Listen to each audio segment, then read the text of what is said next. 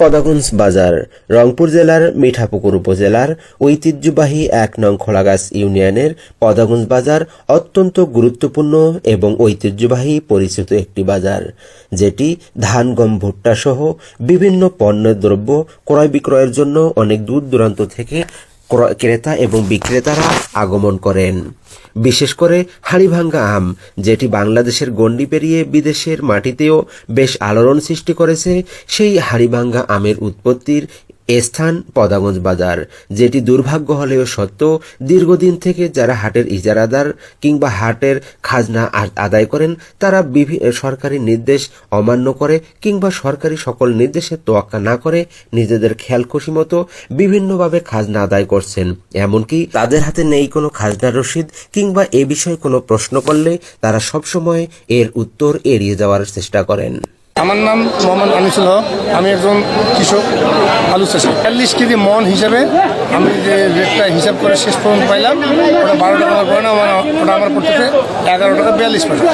আমি ১২ টাকায় বেচলেও আমি মূলত পারলাম ১১ টাকা ৪২ পয়সা। এটা হাটের ইজারাদার আছে, হাটের ইজারাদার এটা ৬০ কেজি বস্তায় আমি যদি বিক্রি করি, এখানে আমার কাছ থেকে নেওয়া হচ্ছে ৩০ টাকা কেটে নেওয়া হচ্ছে।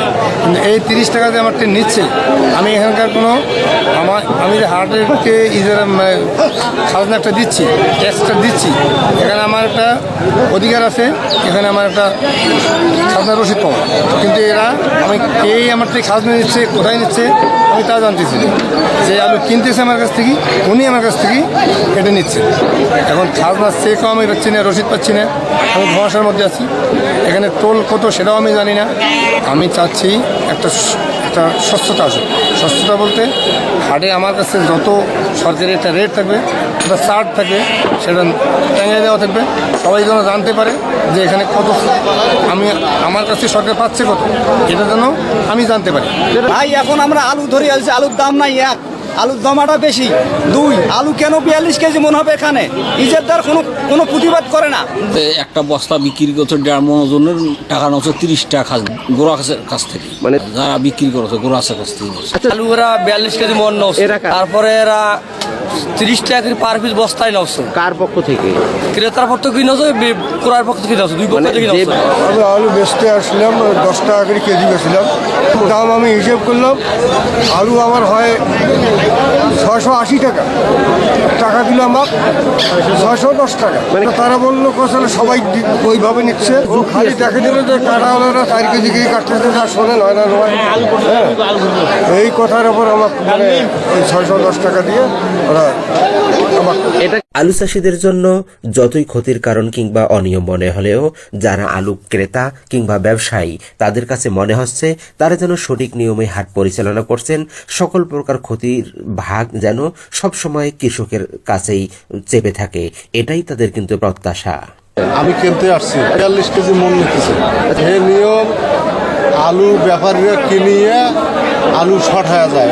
হাট যেরকম কিনতেছে ওইরকম, সবাই যেরকম কিনতেছে ৩০ টাকা করে ওই যে হাটাই নিতেছে, এটা আমাদের ৩০, ওনার আলুওয়ালার ৩০, ৬০ টাকা ইজারদার নিতেছে। মানে আমরা চাচ্ছি ৪০ কেজি মন হবে, যেটা আগে গতবার সিজনে ছিল। ভুক্তভোগীদের অভিযোগ, আলু বিক্রেতার কাছ থেকে যেমন বস্তাপ্রতি ৩০ টাকা, আলু ক্রেতাদের কাছ থেকেও তেমন বস্তাপ্রতি ৩০ টাকা চাঁদা হিসেবে জোর জবরদস্তি করে তারা আদায় করছে।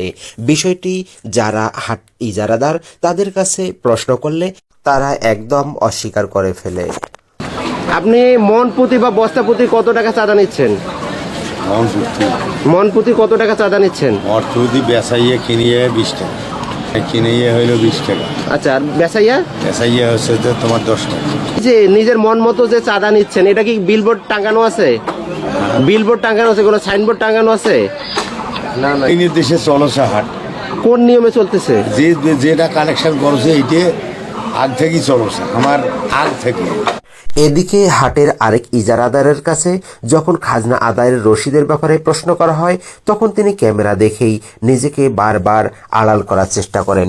তাদের কথা, আমরা খাজনার রসিদ ছাড়াই স্বাভাবিকভাবে আমরা ইতিপূর্ব থেকেই খাজনা আদায় করে আসছে। না করলে হবে না। আচ্ছা ভাই, আপনি কত করে বস্তা নিচ্ছেন? 30 টাকা এইগুলো। 30 টাকা যে বস্তা নিচ্ছেন, এটা কোথাও বিলবোর্ডে টাঙানো আছে? বিলবোর্ড টাঙানো নেই, সেটা নিচ্ছেন কেন? সেটা সরকারের কত টাকা নিয়েছি। ব্যাপারী এবং গরুয়াল যৌথভাবে আমরা 30 টাকা নিই। আমরা যৌথভাবে 30 টাকা নিই, ব্যাপারীর কাছ থেকে মোট নেই। গরুয়া আছে ওরা কাটি নেয় ওনাদের, প্লাস ওই গরুয়াসের প্লাস ব্যাপারীর যৌথ মিলি 30। খাজনা আদায়ের টোকেন বা রসিদের কথা বললেই তিনি নানারূপ উল্টাপাল্টা কথা বলে ক্যামেরার সামনে থেকে নিজেকে আড়াল করার সর্বোচ্চ চেষ্টা করেন। ভাই টোকেনটা একটু দেখি। ভাই এখানে টোকেন ব্যবহার হয় না, মানে যারা ব্যাপারীরা কেনে আমরা তো তার কাছ তারা টোকেন নেয় না। মানে ওই যে হিসাব করে দেয় ওরা। আচ্ছা, টোকেন যদি তারা নেয়, আপনার হাতে তো টোকেন থাকার কথা, কই আপনার হাতে তো টোকেন আমি দেখতেছি না ভাই। নাই। তাহলে টোকেন আপনার নাই, টোকেন ছাড়া কিভাবে নিচ্ছেন? এটা কি আপনি নিয়মটা সঠিক মনে করতেছেন? সঠিক টোকেন আনতে বলে আনা যাচ্ছে। সেটা টোকেন আমাকে দেখান, আপনি টোকেন দেখান। রবিদুল ভাই বই আনেন নাই? বই 20 টাকা। আচ্ছা, আপনি যে এই যে 20 টাকা বা 30 টাকা যেটাই নিয়েছেন, আপনার টোকেনটা দেখি একটু। টোকেন তো আনেনি বাবা, কেন টোকেন আনেন নাই কেন? আমার শাড়ি এসছে দেখুন যে আপনার ছাড়ি যাচ্ছেন, এটা কি নিয়মের মধ্যে পড়তেছে? নিয়ে আসবো। আছে? ওই পক্ষের ব্যাপারী গাড়ি নিয়েছে, উভয়ের পক্ষে আমি 20 টাকা করে নিই বস্তা। 30 টাকা করে বস্তা বলতে 20 টাকা করে ব্যাপারী 20 টাকা নিই। মানে একটা বস্তাতে আপনারা 40 টাকা থেকে 50 টাকা নিচ্ছেন, এটা কি ঠিক করতেছেন? মানে একটা বস্তাতে আপনারা 40 টাকা বা উপরে নিচ্ছেন।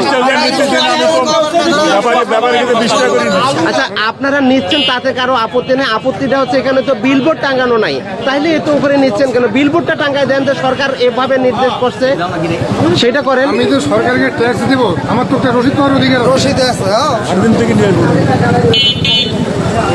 তাহলে আপনাদের হাতে তো কোনো রসিদ দেখতে পাচ্ছেন না, বা কোনো কিছু রসিদ বা টোকেন ছাড়া আপনারা মন মতো নিচ্ছেন, এটা কি ঠিক? মন মতো না, আমি 20 টাকা বস্তা প্রতি নিই। আপনার নাম কি? রশিদুল ইসলাম। রশিদুল ইসলাম। আপনি এই হাটের ইজারাদার? আচ্ছা, এভাবে কি কতদিন থেকে চলতেছে হাটের এই নিয়ম? আমি তো এই পয়লা বৈশাখের পরে এই আলুটা পাইলাম। তাহলে আপনার নাম কি বললেন? রশিদুল ইসলাম। আচ্ছা, ঠিক আছে। বিষয়টি মিঠাপুকুর উপজেলা নির্বাহী অফিসারকে জানানো হলে তিনি বলেন দ্রুতই তিনি বিষয়টি তদন্ত করে প্রয়োজনীয় ব্যবস্থা গ্রহণ করবেন। ধন্যবাদ আপনাকে এই বিষয়টি আমার নজরে আনার জন্য। মূলত কোনো আলু চাষির পক্ষ থেকে আমি এই ধরনের অভিযোগ এখন পর্যন্ত পাইনি। যেহেতু আমাদের মিডিয়ার মাধ্যমে আমি বিষয়টা জানতে পেরেছি, যত দ্রুত সম্ভব সরেজমিনে দেখে তারপর আমি ব্যবস্থা গ্রহণ করব। Nazrul Islam, MK television.